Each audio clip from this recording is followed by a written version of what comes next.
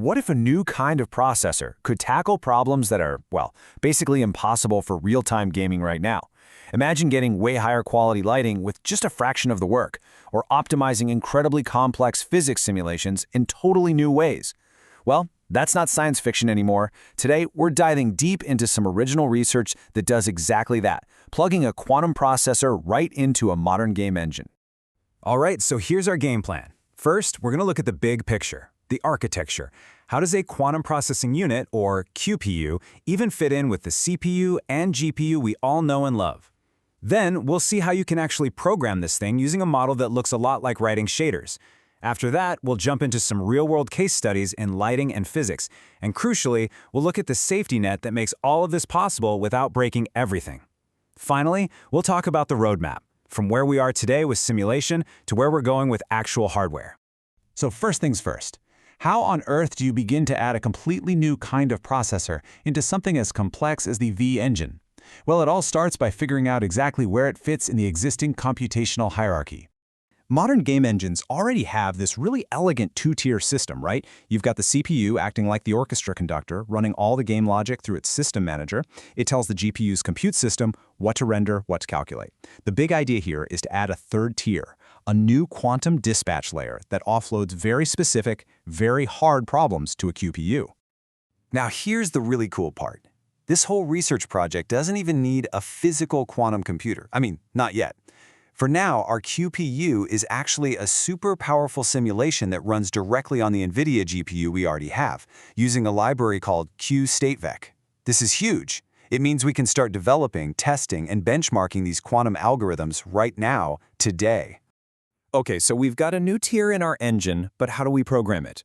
This is where NVIDIA's CUDA-Q platform is, frankly, a bit of a game changer.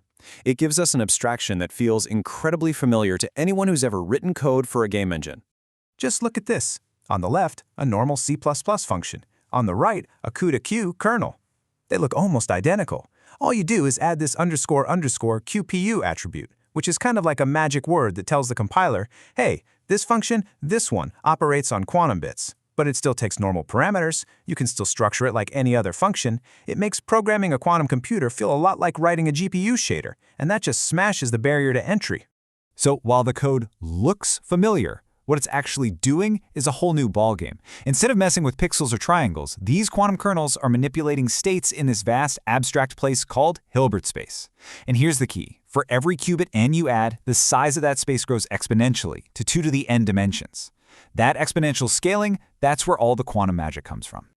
All right, enough theory. Let's get our hands dirty and see how this actually helps solve real problems in a game engine. We're going to look at two systems that are notoriously expensive: real-time lighting and complex physics. First up, lighting. Let's talk about ambient occlusion. You know, those nice, soft contact shadows that make everything feel grounded. A common technique, SSAO, has to cast a ton of samples to figure that out. At 1080p, with 16 samples per pixel, you're looking at over 33 million sample evaluations every single frame. It's just a mountain of brute force work. And this is where quantum computing just changes the rules of the game. An algorithm called Quantum Amplitude Estimation, or QAE, comes into play. See, to get a certain level of quality, we'll call it epsilon. A classical approach needs a number of samples proportional to 1 over epsilon times squared. That squared is our enemy. The quantum approach, though, it only needs a number of samples proportional to 1 over epsilon. Getting rid of that exponent is what we call a quadratic speedup, and it makes a world of difference. So what does that quadratic speedup actually mean for us? Well, it means that to get the same visual quality as a classical effect using 16 samples, the quantum version only needs the square root of that, just 4 effective samples. You're getting the exact same result with a quarter of the sampling work. That is a massive win. Okay, let's switch gears from lighting over to physics. Physics engines are constantly dealing with these gnarly optimization problems. A classic one is figuring out how to solve all the different collision constraints between objects at the same time.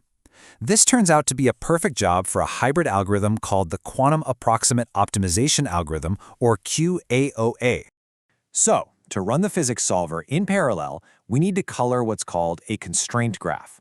Basically, no two objects that are touching can be processed in the same batch. A simple, greedy classical algorithm that just makes the most obvious choice at each step, well, it might spit out 8 to 12 sequential batches. But if we use QoAA to find a much better near-optimal coloring, we can slash that number down to maybe 4 to 6 batches.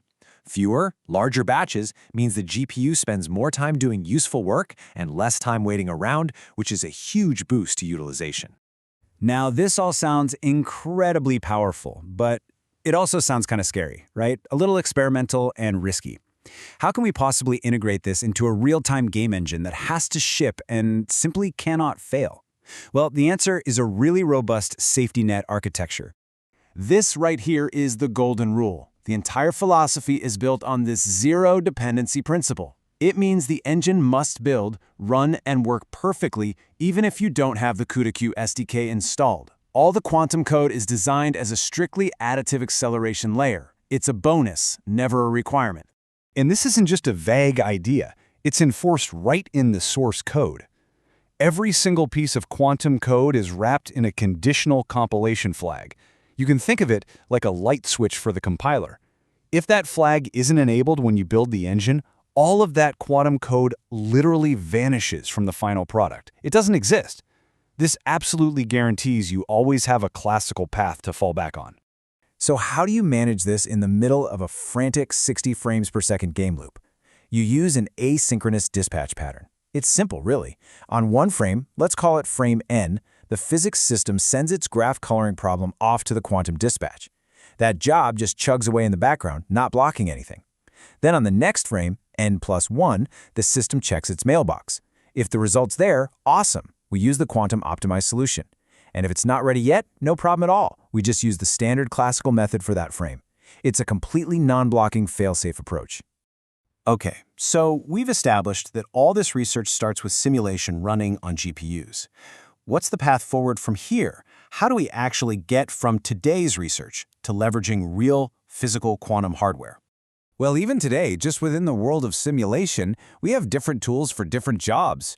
For smaller problems where we need the mathematically perfect, exact answer, we use the NVIDIA state vector backend. On a high-end GPU, that's good for up to about 28 qubits. But for bigger problems like our physics graph, we can switch to the TensorNet backend. It uses some clever approximation techniques to simulate over 100 qubits for certain kinds of circuits. You just pick the right tool for the task at hand. So the roadmap from here is pretty clear. Right now, we're in the today phase. We're using the GPUs we already have to run simulations and prove that these algorithms work. The next step in the near term is to use this for things that can run in the background, like training an AI with reinforcement learning. Then in the midterm, as the first fault-tolerant QPUIs come online, they can start tackling those really valuable optimization problems. And looking out to the future, we could see quantum coprocessors become a standard piece of hardware, providing real-time acceleration for everyone. Look, this research isn't just about making today's games a little bit faster or a little bit prettier. It's about opening the door to fundamentally new kinds of simulation, new kinds of AI, and new kinds of interaction that are just completely out of reach for classical computers. So the real question to leave you with is this. When you have a tool that can efficiently explore an exponentially huge problem space, what impossible game mechanic will you build?